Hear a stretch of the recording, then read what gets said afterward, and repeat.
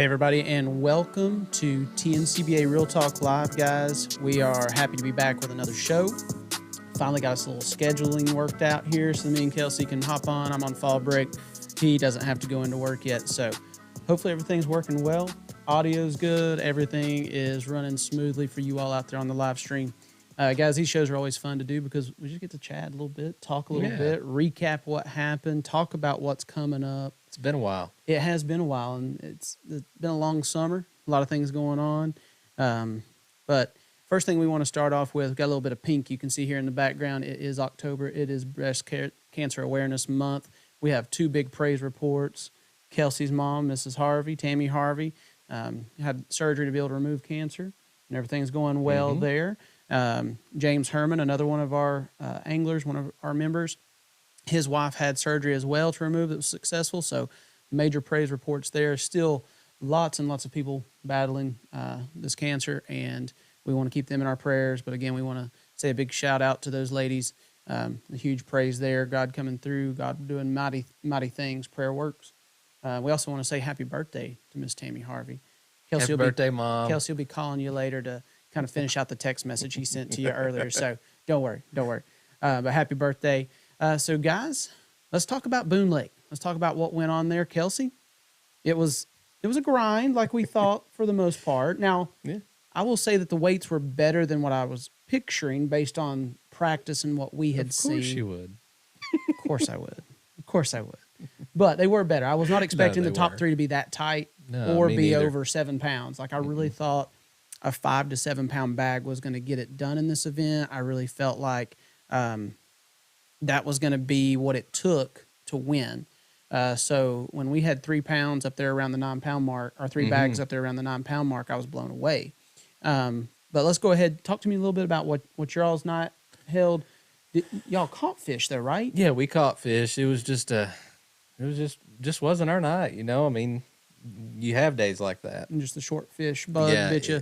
So did y'all catch most of the things that you caught early, or was it a little bit of a later deal for you? Most of our fish came early. Okay. Yeah, I mean, the fish that we did catch, it was earlier. I mean, and there was no rhyme or reason to how we caught them. I mean, I caught them on a chatterbait, caught them on, I think, did I catch one on a crankbait? I can't even remember now. You were so glued into that tournament, so locked in. Yeah, no, it just one of those things, and that goes back to it. I just don't feel like my mind was with it that day. It just, and it's hard to get in. It's hard to get into that frame of mind when you know those summer tournaments are going to be be grinders sometimes. And that's where we talk about it so much, is fishing is such a mental sport. Oh gosh, yeah. And very much so. If you don't have it all together, it's just not going to work out for you that day. Definitely. So I mean, it like I said, it was a grind. We just went out there, we fished, and I mean, we caught fish. It just wasn't our night to catch any. And that was the thing. Fish. It seemed like the keepers. I don't think anybody was necessarily catching a lot of keepers. Yeah. Like people were catching fish, but like the keepers were much harder to come by and locating those fish. And we'll kick off here. Third place was David Hall and Brett Hamilton. And I kind of sent out a message to those guys, as well as our second place finisher, Gary Sanders, and those boys, and to kind of get some feedback on what it was that worked out for them. And they said, for David Hall and Brett Hamilton here in third place, who had 884. So our weights went 903 with me and Dad in first. And then second place was Gary Sanders and Richard Chastain with 887. And then third place was Hall and Hamilton with 884. So super tight. He said they started catching the smallmouth early on a chatterbait. So you all caught some on a chatterbait. I know Dad caught some on a chatterbait. They did as well. Caught some smaller fish and a smaller keeper or two on a few different plastics and a spinnerbait, but they culled out their two smallest in the last couple hours on a big worm. Now, I will say that as we get into our deal here in a minute, that later hour, or those later 2 hours, really played. So we've talked before on here about bite windows, guys. Bite windows are huge, especially during those summer months or during those time periods where fish aren't just kind of feeding all day long, kind of like what we're coming into the fall and the winter, where they're going to be just gorging themselves. Those bite windows get key. So it seemed like the better bass ate later in the night. for a lot of people. So being in those key areas later on in the evening was really, really important. So for them, like I said, a chatterbait earlier, a spinner bait, some other plastics, but then a big worm later on. Then we had Gary Sanders and Richard Chastain in second place. He said that they caught theirs out of brush in about 10 to 15 foot of water.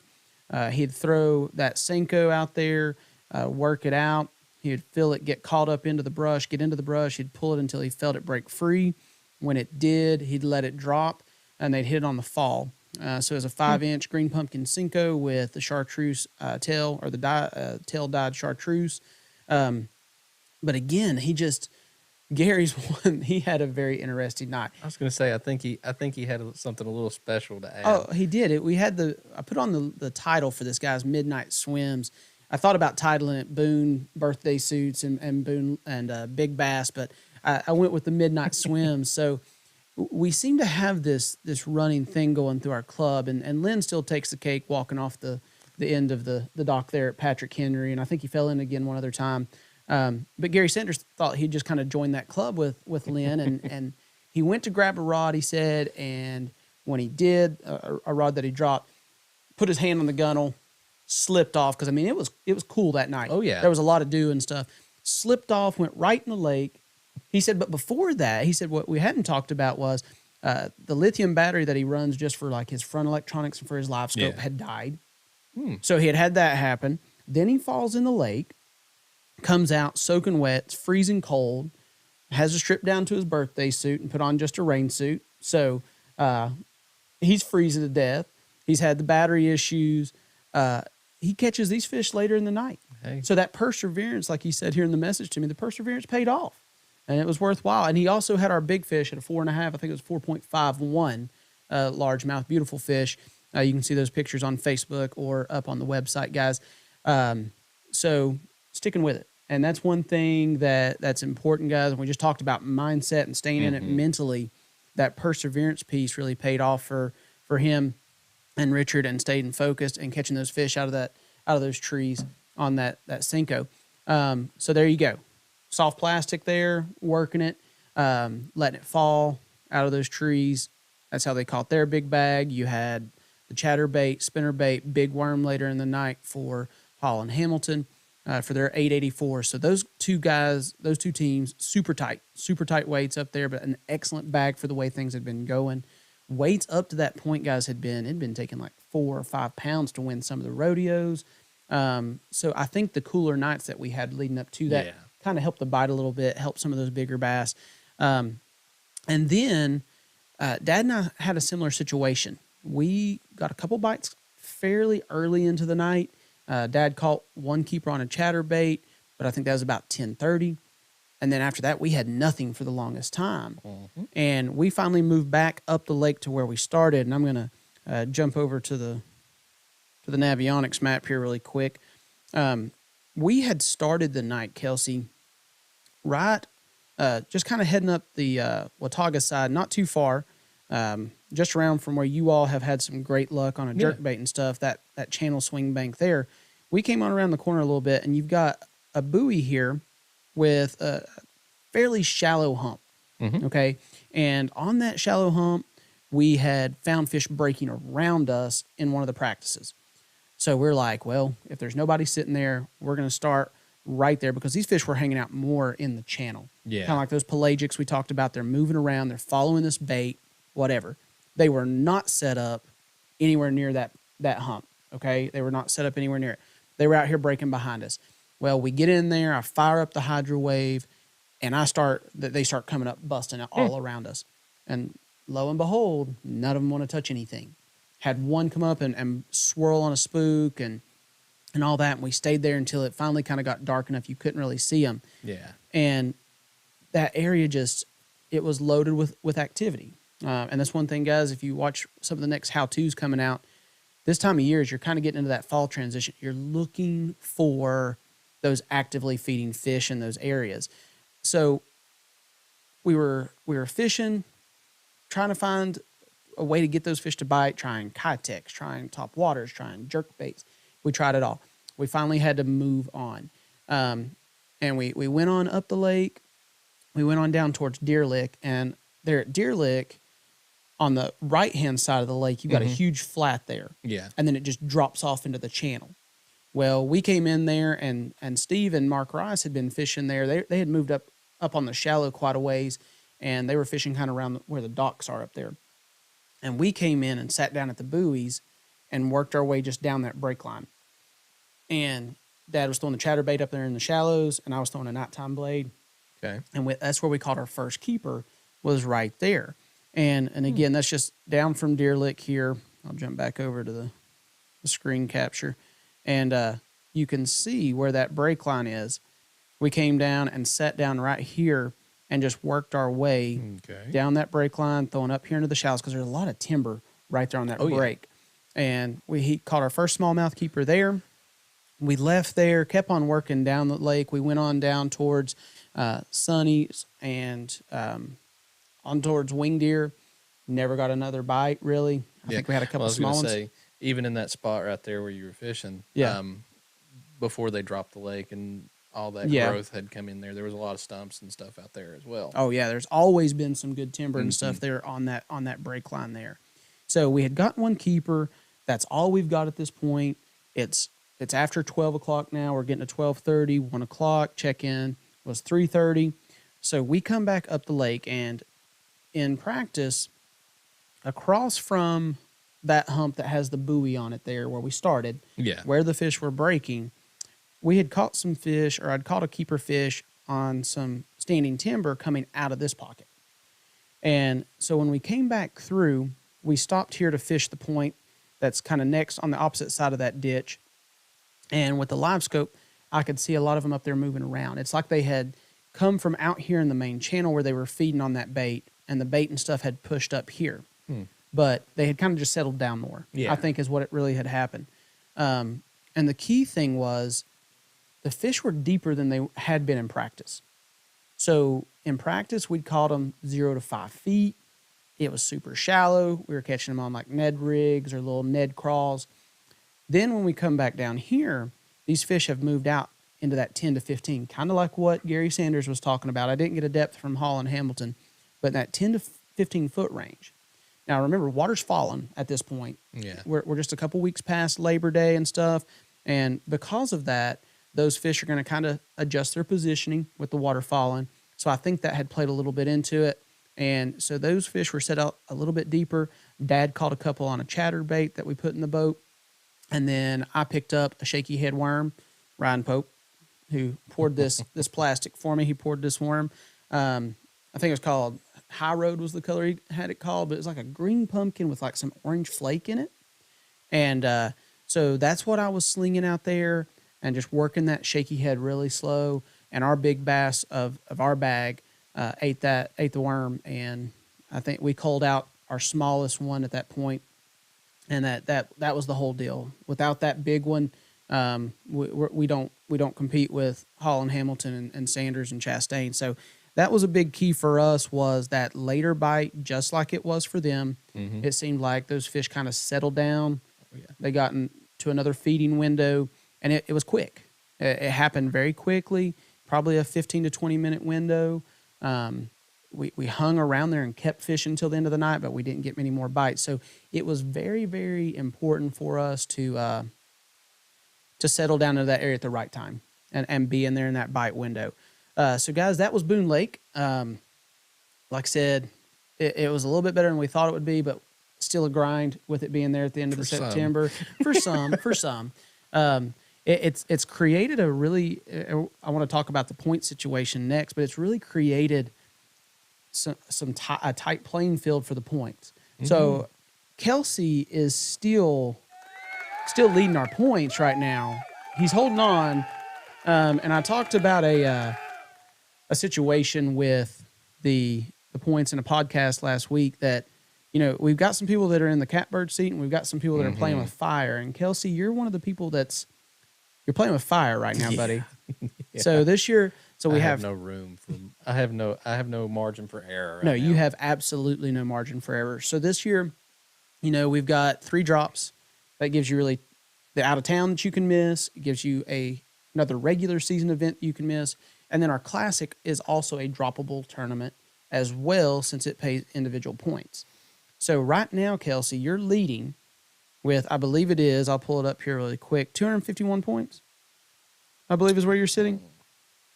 And then after that, we have, 250. So we've got Kelsey in the lead with 250, which you've used up your 3 drops basically. Yeah, they're done. Which means if you have another 0, he's going to have to take that 0 on. He just gets no points. So you got to take. Do I have to take 0? Do I have? You have 3. Well, you got a 10 10-pointer. You have one in there that you participated in that was, you zeroed the tournament, so you got 10 participation points. So technically, you'd have to take 10 points. Then in second is Wayne Winchester with 249, but he told me at the last meeting that he's got 2 weddings scheduled on the next 2 events, so he's not going to be there. So that leaves first and second that are in limbo. Then your dad, y'all are on the same team. You've used up three of your drops basically. So he's at 246, and then it goes Keith Lesser with 246, Andy Hodges with 246, and then myself with 245. There could be a very drastic change. It could be a major flip-flop going into these last few, because our next tournament that we'll get to here in a second, guys, is Cherokee. And Cherokee, this time of year is... it could be tough, but I think go ahead. I was just going to say, with the weather we've been having, it could be really good. I think it could be really good. It could be really good. The smallmouth limit is changing, so we can keep 5 of those, and they've only got to be 15 inches. It's not the whole during that summer period where it's got to be 18 and you only keep 1. So that's going to be a big plus. We've already been talking, the weather is cooling off faster this year than it has in the past couple years. So those water temperatures are dropping. Could make for a really, really good shallow bite. Could see a lot of largemouth come into play up the river, a lot of smallmouth down the river. But getting back to those points, we've got guys in there that have only used really 1 0. Now, again, all of us have 3 drops put in there right now. But what I'm trying to say is this. The people that have only used like 1 tournament that they've zeroed, let's say, so Steve Legg has only 1 drop so far. And Steve Legg on here, if I can zoom in well enough, he's at 242 points. So he's dropped like a 43 and a 0, but he's guaranteed to at least get 43 points. If he zeros on Cherokee, he's at least guaranteed to get whatever his lowest score at that point is added on. You, on the other hand, have to take the 10 points or whatever, so you don't have anything to fall back on.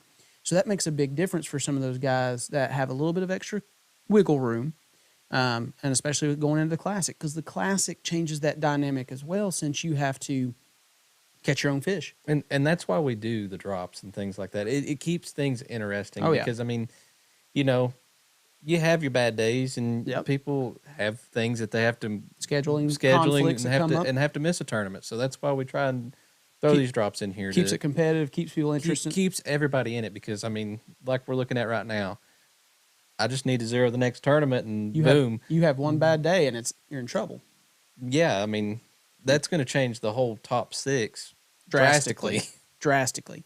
And the thing is, I mean, we're talking about 17, 18 teams that we have competing. So, I mean, there's the potential for you also to score 38 points, and you have to take that. You don't get to fall back on a 40 or something that you have earlier, like some of these other guys behind you. So it's going to get really, really interesting here going into these last couple of events or 3 events. These next 2 are going to be team points.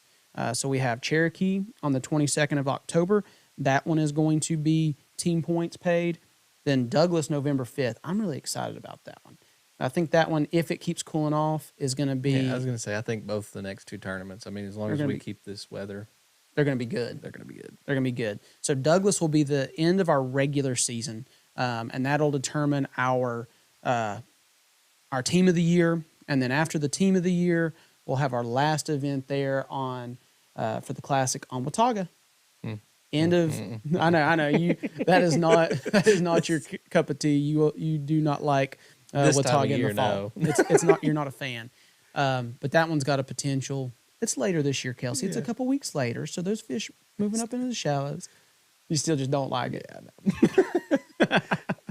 Fall tournament, Watauga. we just don't mix. It's just Kelsey's just like he's not a fan. He's not a fan whatsoever of that one.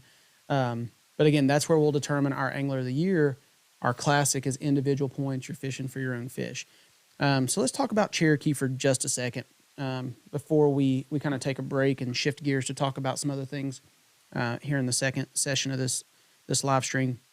But Cherokee, guys, is a lake that, with the explosion of the smallmouth on the lower end, largemouth just doesn't seem to be as predominantly healthy as it has been in the past. Mm-mm. Now, with that being said, Morristown Marine down there in the spring in March was one up the river on largemouth. Yeah. But if you wanted to be consistent, get a check, down the lake was the thing. So it's really, where do you go? Do you go up from 25E when we blast off? Do you go down from 25E when you blast off? And what are you going to chase? Now, there are some largemouth on the lower end, but if you want to go chase largemouth predominantly, you're going to go up the lake. Now, if this was October, 1st of October here, I'd lean towards up the lake because, 15-inch largemouth. Yeah. You're going to go play for those instead of one 18-inch smallmouth. But now, both of these fish have to be the same length limit, 15 and 15. Now, 12-inch spots could come into play as well. Yes. That could be a player.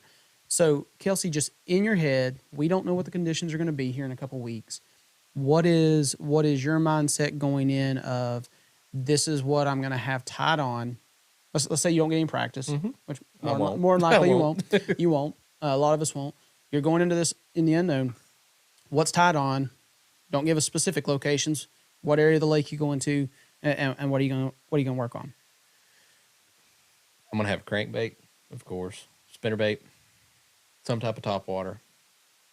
I don't go anywhere without a tube, so I'm going to have that in there as well, and possibly a Cinco. Okay, those are going to be my key baits. Okay, I'm going to focus on mid lake. Okay, so you're going to hang around that mid lake area because you got a lot of good pockets that shallow up that those bait fish can go back into and things like that. Got a lot of good creeks in the mid lake area as well. I'm going to focus in between German Creek and just above Falls Creek. Yeah. Okay. So, and the key here is you got a plan. You're going to run with that. A lot of things could change. We could see a huge rain come through. I hope we don't. I hope it just kind of stays stable. The water is falling, but that's normal for us this time of year. But I hope the water clarity just kind of stabilizes. You talked about it in our how-to a little while ago that we recorded. You're going to have wind action that's going to put some stain in the lake. You're going to have just some natural factors that are going to put some color there. We got some baits that are coming back into play that we ain't been able to use for a while. I just don't want to. I don't want to see it be a muddy mess from some torrential downpour. For me, I'm going to go lower into the lake. I'm going to stay from German Creek down. Say, I'm still going to go past Panther Creek. I don't see myself venturing all the way down to the dam, but I'm going to stay kind of in that lower end of the lake. I'm going to have a crankbait tied on, and I am going to burn that crankbait up all day long.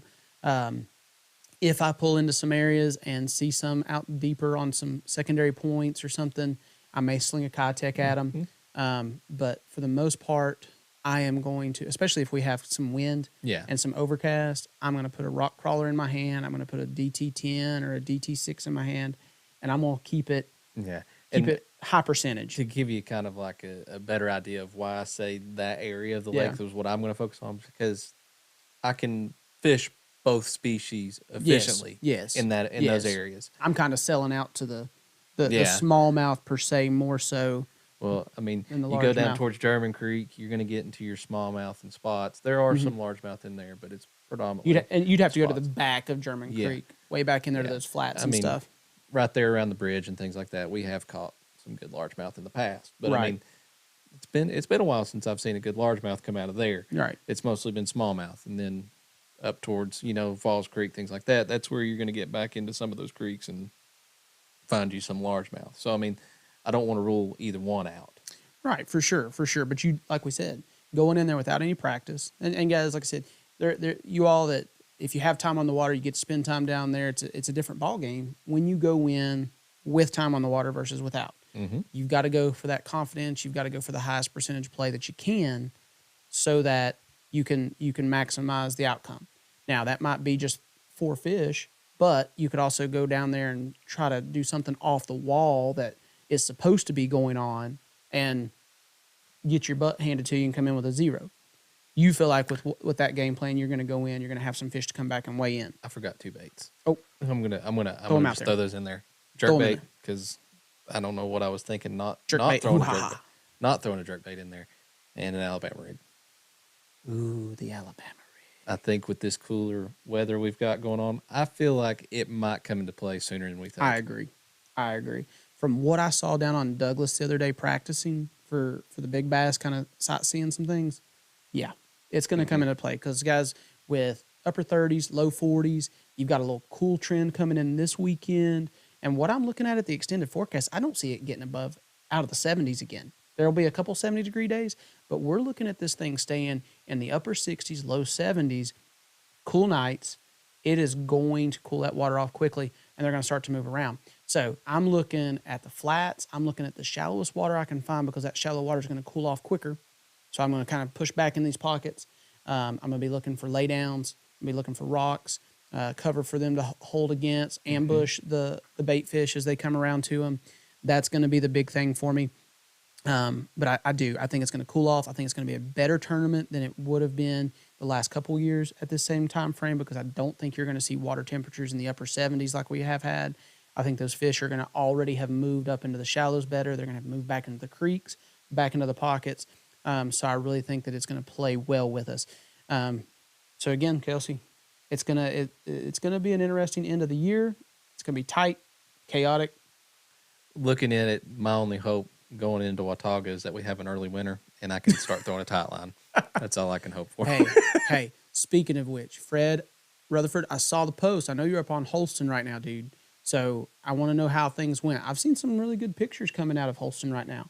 I think they're starting to move. And if there's a man that'll throw a tight line gulp minnow as soon as he can, it's Mr. Fred Rutherford. That's right. So, Fred, we're going to be hitting you up later this winter for a little on the water how-to, okay, buddy? So just keep that in mind. You get that ready for us, and you be thinking about what you want to talk about. But he's one he'll definitely be slinging it around. Oh, yeah. And it's never, I think that's just a really, really good bait. Anytime that fish are kind of like they're moving around, they're suspended, they're not right up against the cover because they're going to be moving around for bait. Yeah. I could see that being something crazy that would work like a spy bait. Get out in the middle of these bait balls and just chuck it through it and work it through it. Oh, something else I picked up the other day that I thought might be like an interesting was one of the big marabou jigs. One of those the fighter flies. Yeah. You know, just huge bucktail back here, but still it's not like a big preacher jig. It's much smaller than that. But just chuck that sucker out there and just slow wind that through some of those schools. I'm going to give that a try a little bit, especially in the big bass deal coming up around some of those bait balls. I'm gonna sling that around. So, boom, we got through it. Last night tournament's out of the way. Now we're heading back into day tournaments. 5 fish limits, guys. Going back to that. Here comes the sun. Here comes the sun. It's warm again. Yeah. Thank goodness. Because that last night tournament got a little cold on me. Mm-hmm. So I stayed awake, but had that last little flurry not happen, I don't know if I'd have made it. So, guys, we are done with night tournaments. Have the day tournament coming up. 5 fish limit on Cherokee. That's going to be on the 22nd. We're going to be fishing from Safe Light to 3. Going out of 25E there, guys. The meeting coming up is on October 10th, so it's going to be next Monday. So the next Monday coming up. Hall emailed me or texted me on Messenger. He's like, man, we're not going to make it to the meeting this past Monday. And I was like, well, maybe that was like an old message. No, he got his Mondays mixed up. So now he's got me messed up. So this coming up Monday, going to have our meeting. We're going to be doing our tournament survey there, guys. So make sure you're there for that. Have some input for what's coming up next year, the out of town, scheduling, all of those things. You have an opportunity to put on that days that you have that you're going to be out of town, vacation going on. So the tournament survey is a big deal. Also at that meeting, we are going to be nominating our tournament committee for the next year. So we'll hand out a piece of paper. You'll write down names of people that you want to nominate. Then in November, we'll vote on those to choose 6 of those guys or gals. And then we also have our nominations for officers for 2023 coming up. So October is a busy meeting. And then, of course, November, we will vote on those. Kelsey, anything else you want to say about the Boone tournament or the tournament coming up at Cherokee? Not really. We kind of covered our bases. I'm glad it's behind us, and I'm looking forward to the future. We're looking forward to the future. We're going to make you can't dwell on the past, Kelsey. That's right. You focus on what's to come. All right, guys, we're going to take a quick break. Let our sponsors talk to you. Again, thank you to our sponsors, our partners that make this happen, that allow us to do the things that we do. Again, they're a huge encouragement to us. They allow us to give even more back to charities at the end of the year. So again, check out this short commercial, and then we'll be right back for part 2 of it. TNCBA Real Talk Live is brought to you by Tri-City Logistics, Uncle Ray's Beyond Good, and Knoxville TVA Employees Credit Union. Today's the day to explore the journey ahead. Enjoy life's little moments, because they're all around us, in every smile and in every laugh. Cherish the moments that will last a lifetime. With a partner that lasts a lifetime, enjoy every moment. Knoxville TVA Employees Credit Union. Join us now. All right, guys, welcome back. Here in the second session, we're going to talk about just some oddball stuff, some stuff off the wall. We did forget to do one thing, though, Kelsey. Oh, no. Predictions for Cherokee. So, what do you think? What do you think winning weight's going to be? And do you think we'll see a smallmouth over 4 pounds? I want to say there's a good possibility. Yeah, I think we'll see a smallmouth over 4 pounds. All right. What is our big smallmouth right now? I think it's right now five. it's 504. 504? Crockett caught a 504 there on Boone in March. So it is going to be hard to. You might see that one towards the end of the year there. I think on Watauga. On Watauga, maybe. I mean, you could see it on Douglas. I mean, there's some big smallmouth, but I'm thinking Watauga. He's holding that one down pretty tight. The scary thing, Watauga could knock out big spotted bass, which was caught on Boone. Mm-hmm. The big smallmouth, which was caught on Boone. And there is potential for a huge largemouth. You typically see them earlier in the year, the big largemouth. But they come back into play. Hey, it's possible. It is possible. So, but again, so you do think that there'll be a 4 pound smallmouth weighed in at Cherokee? I think there'll be a 4 pound smallmouth. I'm thinking, with the weather, way things have been going, it still can be a tough tournament. I'm thinking anywhere between 12 to 15 pounds. Okay. Would be what we're looking at to take this tournament with a 5-fish limit. Because the thing is, like, it seems, looking like the Morristown Marines and some different things, like the smallmouth down there getting a very much of a cookie cutter deal. Mm-hmm. Like a lot of 3-pounders. Yeah. A lot of 2 3/4 to 3 pound smallmouth. And if they set up right, it pattern fishes really well. Like, so if they are on a crankbait or on a jerkbait bite, like, you're going to catch them. And like, you're going to have several in that 2 3/4 to 3 pound range. So I'm with you on that one. I think we will see a 4 pounder caught. Don't know that you'll see very many, but you may see 1 or 2. And I think you're going to need 14 to 15 pounds to win that tournament there on Cherokee. All right, so let's get to some side notes. Okay, just some extra stuff, just to talk, just to rant on. First of all, big event coming up this weekend, the Big Bass Tour on Douglas Lake. Me and Dad are going to give that one a shot. I've never fished one of these before. We typically have like either a Tennessee Team Trail Classic or something like that going on this time of year, and that takes precedent over going and doing this. So we're going to dive into this, and I don't know what to expect, Kelsey. Like, I'm excited. Dad's nervous as all that because there's going to be 400 people at the ramp, and he's already thinking about. It's a big event. I mean, it's a lot of boats. It's going to be a lot of boats, but I mean, from what I've heard from this tournament trail and all that, they're very well ran. Yeah. And I mean, there's a lot of good potential there. I mean, that's the thing. Like, you're not going out here. It's not like having 400 boats on the water and you've got to go catch 5 to compete. You just got to find one good one. You've got to run into one good one at some point down there. And from what I've looked at, I've been trying to break it down and kind of get in my head, because that's the other part I'm excited about. There's a strategy to it. Like it's not just a go and fish for 8 hours, see what you come in with and drop it on the scales. Like I'm excited about the strategy piece. So what I've been looking at is the last couple of years, it's taken 5.3, 5.2 to win the whole thing. So if you've got a fish in that 5 pound category, you might be playing for the nitro. But then every hour you need a 4 pounder to win the $1,000. So guys, if you've never looked at the Big Bass Tour, what they do is every hour they hold a weigh-in. So we're going to be allowed to start fishing at 7. They sent out that text message yesterday. So you lines in at 7 or lines out. MLF always confuses me with how they term that. I think about lines in as putting them in the water. So you can start casting at 7 o'clock.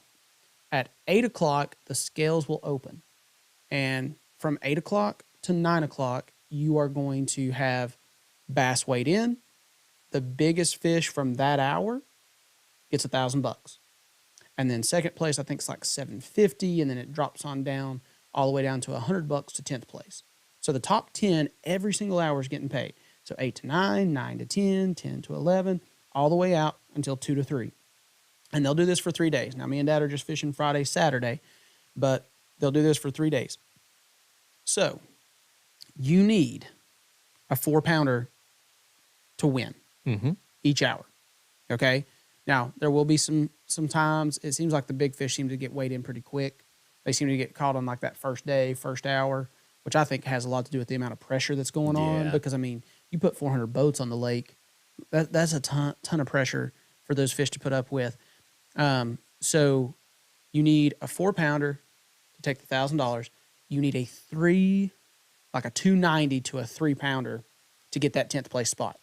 So that's kind of the goal is, go run into a 1 3 pounder and you'll get paid, and the way they've done it is if you sign up for 2 days, it's $160 per person.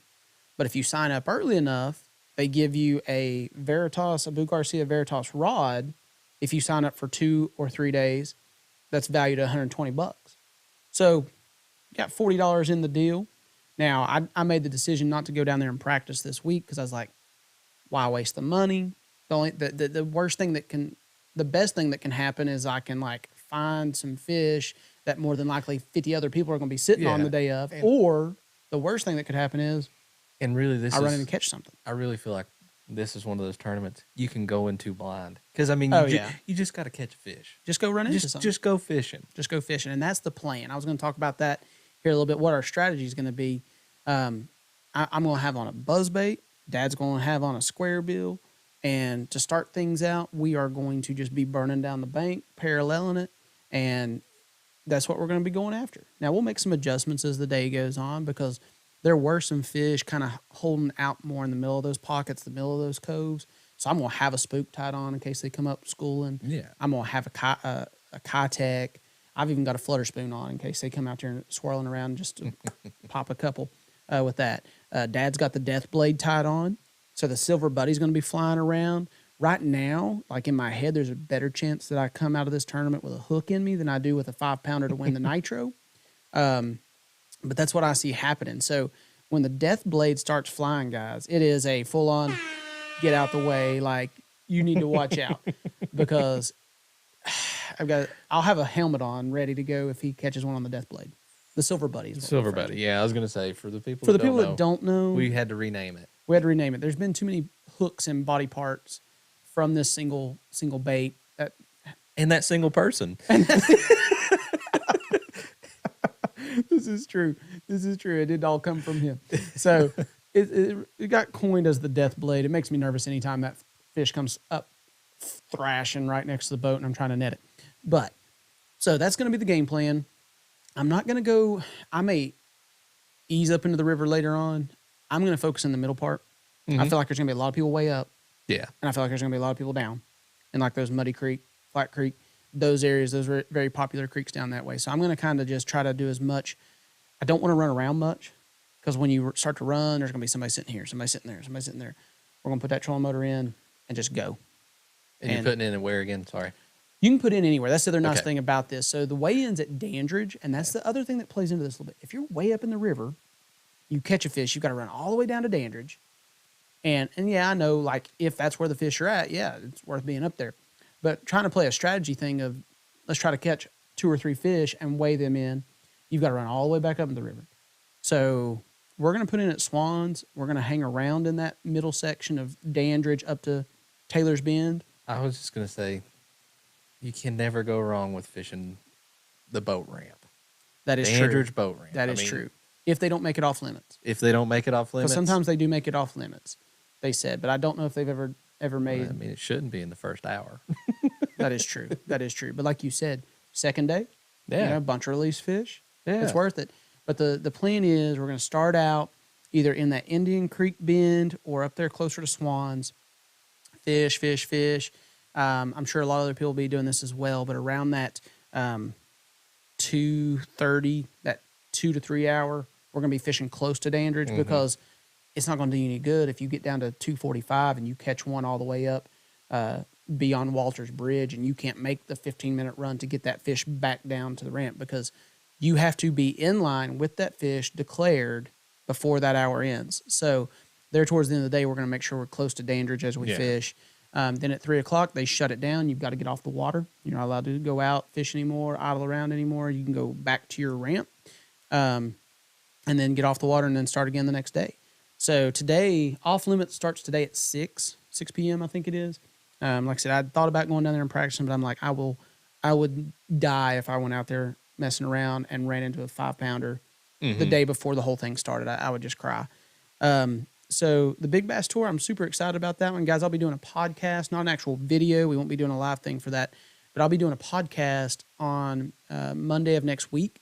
Just to kind of recap what happened. I will be running some GoPro. I might jump out there live on the water a couple times with the GoPro or at the end of the day to kind of recap. But I'll be doing a full recap podcast next week to talk about that and see how that goes. Like I said, hopefully even if we can just weigh in one, you can it'll pay you back for what you got there. So it'll be a fun way to go fishing. Still have a competitive piece, but it's laid back in the fact of you just got to run into one fish, and you've got 2 of you doing it there. So I'm excited about this one. Probably start trying to give this a little go each year, but I like that. But with this talk, let's slide into this next little topic for just a second. Everybody's seen it. Lots of people are talking about it. And that's the walleye cheating scandal. Because there's people sitting around going, I ain't fishing that big bass because there's going to be people down there cheating. Well, if I worried about cheaters and everything that I did, I wouldn't do anything because people are going to do bad things. People are going to make bad decisions. I'm going to let God handle them and take care of that situation for me. So I'm going to enjoy my time out there. I'm going to fish hard. I'm going to leave it up to these guys that are running it. To talk about it, figure out what we got going on, and hunt down anybody if they are cheating. And with that many people on the water, it's going to be tough. But let's talk about the cheating situation.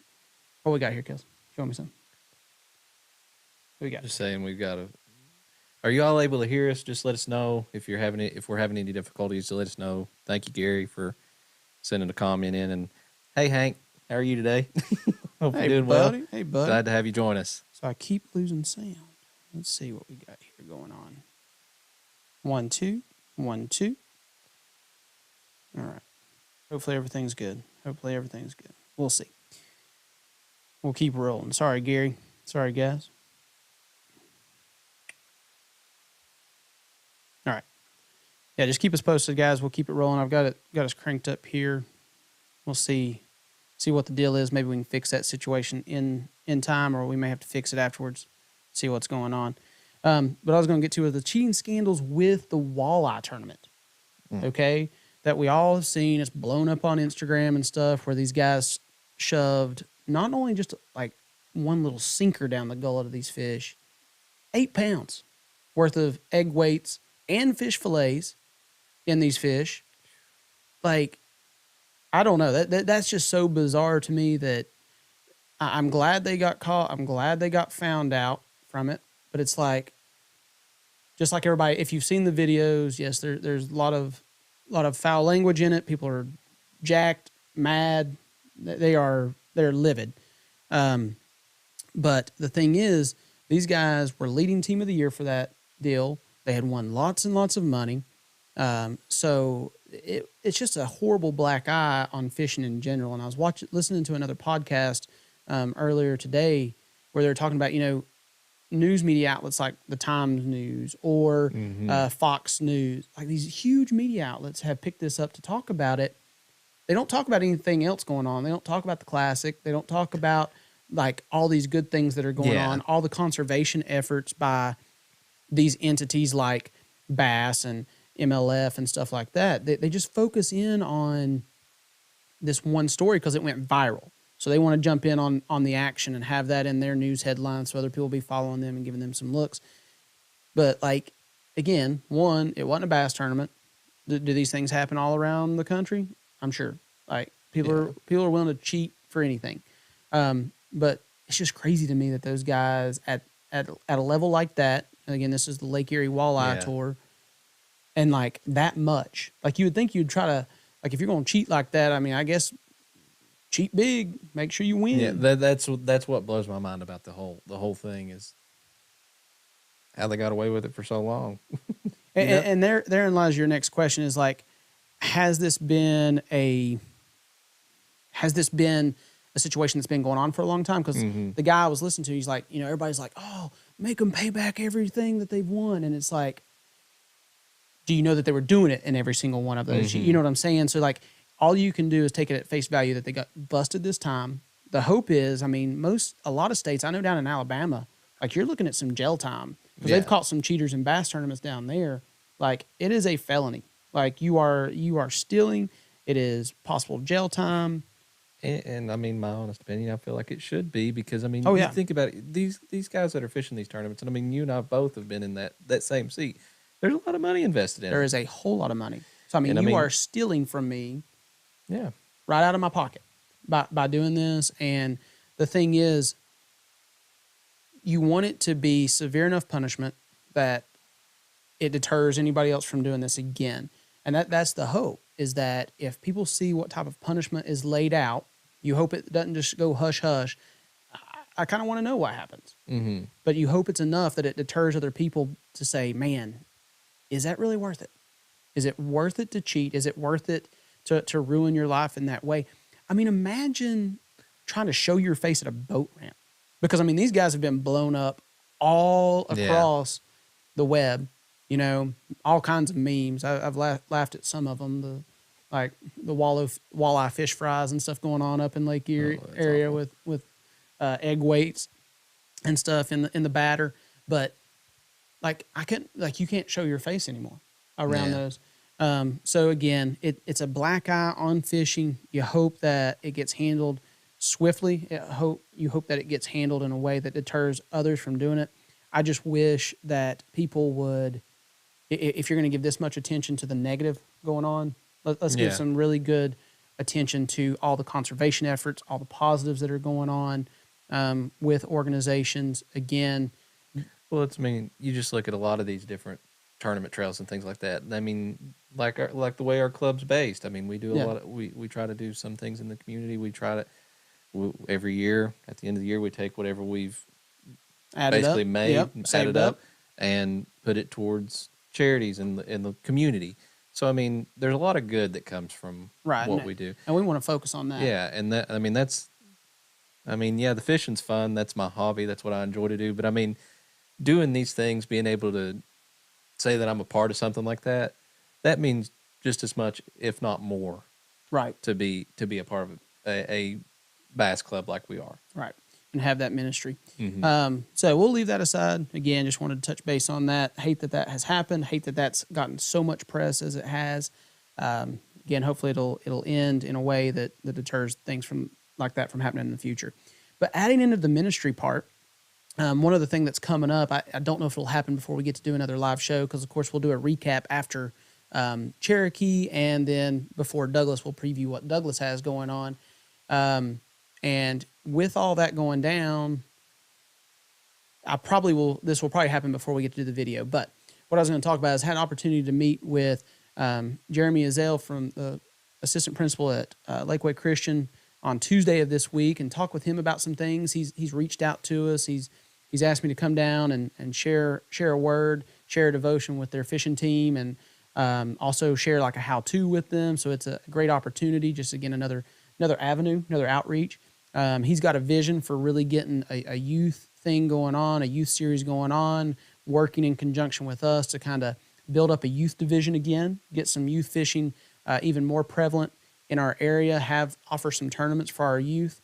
So it was really fun to talk with him about that and talk about building up that youth presence through our club, running some tournaments, offering some events for them. We do have Brad Burkhart in conjunction with Bass Pro Shops that does an awesome job at the tournaments they've run. We've had some individuals that have fished with us, the Winchesters. I know Hank has fished high school events and stuff as well. And again, we just want to branch out into that. That'd be a great opportunity. If anybody is interested from a sponsorship, partnership standpoint of getting involved in that, reach out to us. But that's something in the future works. But I really enjoyed talking with him about that and like his vision and what he sees as potential there going on down the road. So that could be super exciting. But again, like you said, Kelsey, it's a ministry, it's an outreach. Bass and the federations and all these organizations do a great job of trying to work with the community. It's youth fishing is blowing up as far as, and when I say youth, I'm including high school all the way down through the middle school ranks as well. Colleges having full rides. Yeah. They had the high school fishing combine not too long ago where colleges could come and look at these guys and stuff, and they worked on different skills. I mean, it's insane the avenues that are out there now. Now, professional fishing it's a hard road. Nobody would lie to you. None of the professionals out there would lie to you and say, "Oh, it's all glitz and glam," and you, as soon as you make it out here, you're making tons and tons of money and you're living the easy life. No, but look at it from this standpoint. If you use this as an avenue, not to say that you're going to win the classic, make millions of dollars, have all this prestige, but I'm going to pay my way through college. You know, that is a great thing for a lot of kids to look at. That avenue didn't exist. Not all of us are built for stick and ball sports. Yeah. You know, may not have the artistic side, but we love to be in the outdoors. We love to fish. So it's really, really cool to see that avenue popping up for people and for kids. So that's just something out there on the future radar that we're looking at, things coming up. So be thinking about that if you want to get involved with that. Guys, also, we're heading into the end of the year here. If you own a local business or you know a local business owner here in the Northeast Tennessee region, or if it's even bigger than that, it doesn't have to be local, that wants to get involved with us, we're trying to build our sponsorships and partners for 2023 now and get those things going. Again, what that helps us with is the majority of our entry fees go to a charity or charities at the end of the year. We'll vote on that. So when sponsorships come in for payouts or partnerships, those things allow us to put even more of those entry fees towards those charities and give back more to the community. So it's a huge help. Also helps us out with things like the social media piece, these live streams, these feeds that we do, all the different things. Guys, if you're watching this or you watch this later, share it. Jeremy found us through Facebook, so the social media outlets are huge for getting the word out there and getting that information spread, as well as getting this entity of Tennessee Christian Bass Angler spread. Again, it's just great to see some of the guys that we've had come in. You know, we've had people that come in here that are going through some rough times. We're able to help them out, take care of them. But again, it's that fellowship piece that's huge. And it's common ground. Yes. I mean, that's really what this comes down to is you know, people come from all walks of life and they just love to fish. Yeah. And I mean, over the years we've watched so many people come to Christ through getting into a good group of guys. And that's one thing I have to brag on our guys is we do have a good group of guys. And I mean, and grow in their Christian walk. It's not just these guys are serious. I talked about it in one of our emails last month. We've had some really good devotions from James Herman, from Larry Thomas, some really good devotions here the last few months that challenge. These guys they'll push you. They're not. The whole goal is, again, our motto there says that using our passion for bass fishing to evangelize and edify. The whole point is to grow as Christians. We've had a lot of great people come through. Hank, man, I hope you're doing well. We miss having you around, buddy. We appreciate what you're doing for our country and serving, and thank you for that tremendously. Hope to get to fish with you all again, you and Justin. I get to see him every once in a while running around up in Bristol in the school system. So, but we're praying for you, buddy. Hope you're doing well. Guys, we're going to wrap things up here, kind of sign off. Like I said, we've got some good things coming. You've got the meeting coming up the 1st of October. You have, or not the 1st of October, but the 1st of the week, Monday. It is October, Kelsey. It is October. The second Monday of October. Second Monday, which is next week, Monday, October 10th. So that's where I need to hit the button and go to the monster voice. We won't scare you all yet with that. With the Monday, October 10th at 7 p.m. at the Sullivan County Courthouse, unless it's closed for Columbus Day. I think Columbus Day is coming up. I'll have to check with Steve Legg on that one. He'll hook us up. If there is a location change, we will let you all know. But guys, we've got the tournament at the end of October on Cherokee coming up. It's a great time. Come join us. If you want to fish as a guest, I know you haven't been fishing the whole season. That's okay. Come fish these last 2 with us. See what we're all about. Come to a meeting and then jump in full bore next year.